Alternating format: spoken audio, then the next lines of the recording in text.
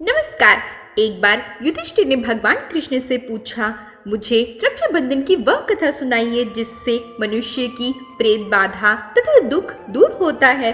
भगवान कृष्ण ने कहा, हे पांडव श्रेष्ठ, एक बार दैत्यों तथा सुरों में युद्ध छिड़ गया और यह युद्ध लगातार 12 वर्षों तक चलता रहा। असुरों ने देवताओं को पराजित करके उनके प्रतिनिधि इंद्र को पराजित कर दिया। ऐसी दशा में देवताओं सहित इंद्र अमरावती चले गए। उधर विजेता दैत्यराज ने तीनों लोकों में अपना वश कर लिया। उनसे राजपद से घोषित कर दिया कि इंद्रदेव सभा में न आए तथा देवता व मनुष्य यज्ञ कर्म न करे, सभी लोग मेरी पूजा करें। दैत्यराज की इस आज्ञा से यज्ञ, वेद, पठन पाठन तथा उत्सव आदि समाप्त हो गए। धर्म के नाश से देवताओं का बल घटने लगा। यह देख इंद्र अपने गुरु बृहस्पति के पास गए तथा उनके चरणों में गिरकर निवेदन करने लगे, हे गुरुवर, ऐसी दशा में परिस्थितियां कहती हैं कि मुझे यहीं प्राण दे देने होंगे। न तो मैं भाग सकता हूँ, न ही युद्ध भूमि पर टिक सकता हूँ। कृपया कोई उपाय बताइए। बृहस्पति ने इंद्र की वेदना सुनकर उसे रक्षा विज्ञान करने को कहा। श्रावण पूर्णिमा को प्रातः काल में रक्षा मंत्र से रक्षा विज्ञान संपन्न किया गया। मंत्र इस प्रकार है, येन बद्धो बलिराजा दानवेंद्रो महाबलः तेन त्वाम्भिव धनामि रक्षे माचलः।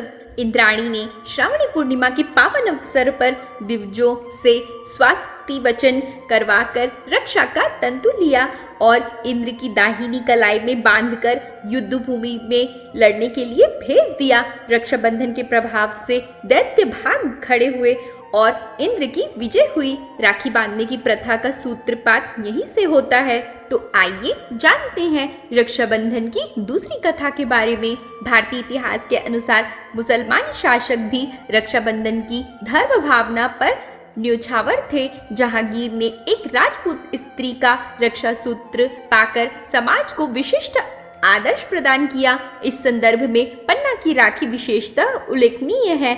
एक बार राजस्थान की 2 रियासतों में गंभीर कलह चल रहा था। एक रियासत पर मुगलों ने आक्रमण कर दिया। अवसर पाकर दूसरी रियासत वाले राजपूत मुगलों का साथ देने के लिए सैन्य सज्जा कर रहे थे। पन्ना भी इन्हीं मुगलों के घेरे में थी। उसने दूसरी रियासत के शासक को, जो मुगलों का सहायककार था, उन्हें राखी भेजी। राखी पाते ही उसने उल्टा मुगलों पर ही आक्रमण कर दिया। मुगल पराजित हुए। इस तरह रक्षाबंधन के कच्चे धागे ने दोनों रियासतों के शासकों को पक्की मैत्री के सूत्र में बांध दिया। तो आइए जानते हैं रक्षाबंधन की तीसरी कथा के बारे में। एक बार भगवान कृष्ण के हाथों में चोट लग गई तथा खून की धार बह निकली। यह सब द्रौपदी से नहीं देखा गया और उसने तत्काल अपनी साड़ी का पल्लू फाड़कर कृष्ण के हाथ में बांध दिया। फलस्वरूप खून बहना बंद हो गया। कुछ समय पश्चात जब दुशासन ने द्रौपदी की चीरहरण किया, तब कृष्ण ने चीर बांधकर इस बंधन का उपकार चुकाया। यह प्रसंग भी रक्षाबंधन की महिमा प्रतिपादित करता है। तो आइए जानते हैं रक्षाबंधन की चौथी कथा के बारे में। यह घटना मध्यकालीन इतिहास की है। चित्तौड़ की हिंदू रानी कर्मवती ने दिल्ली के मुगल बादशाह हुमायूं को अपना भाई मानकर उनके पास राखी भेजी थी। हुमायूं ने रानी कर्मवती की राखी स्वीकार की और समय आने पर रानी के सम्मान की रक्षा के लिए गुजरात के बादशाह से युद्ध किया था। तो आइए जानते हैं रक्षाबंधन की 5वीं कथा के बारे में।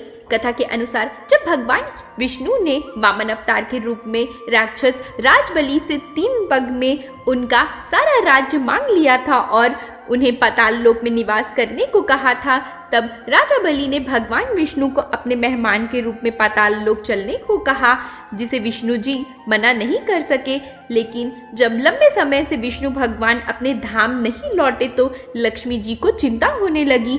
तब नारद मुनि ने उन्हें राजबलि को अपने भाई बनाने की सलाह दी और उनसे उपहार में विष्णु जी को मांगने को कहा। माँ लक्ष्मी ने ऐसा ही किया और इस संबंध को प्रगाढ़ बनाते हुए उन्होंने राजा बलि के हाथ में राखी या रक्षा सूत्र बांधा। राखी या यह रक्षाबंधन का त्योहार पूरे देश में बड़े ही हर्ष और उल्लास के साथ मनाया जाता है। हर साल यह सावन पूर्णिमा के दिन राखी का त्योहार मनाया जाता है। इसे भाई बहन के प्रेम और प्यार के त्योहार के रूप में मनाया जाता है। इस दिन बहनें भाइयों की कलाई पर रक्षा सूत्र, मौली या राखी बांधकर उनके जीवन के लिए मंगल कामना करती हैं। वहीं भाई बहनों को उपहार और उनकी रक्षा एवं सहयोग का वचन देते हैं। तो आज हमने रक्षाबंधन की 5 पौराणिक कथाओं के बारे में जानकारियां प्राप्त की। आशा है कि आपको हमारी सारी वीडियोस पसंद आ रही होंगी। अगर अभी तक कि आपने हमारे चैनल को सब्सक्राइब नहीं किया है तो हमारे चैनल को सब्सक्राइब करें, साथ ही साथ बेल आइकॉन का बटन जरूर प्रेस करें, जिससे हमारे आने वाले सभी वीडियोस की नोटिफिकेशन आपको मिलती रहे। इसी आशा के साथ मैं अनामिका आप लोगों से विदा लेती हूँ। धन्यवाद।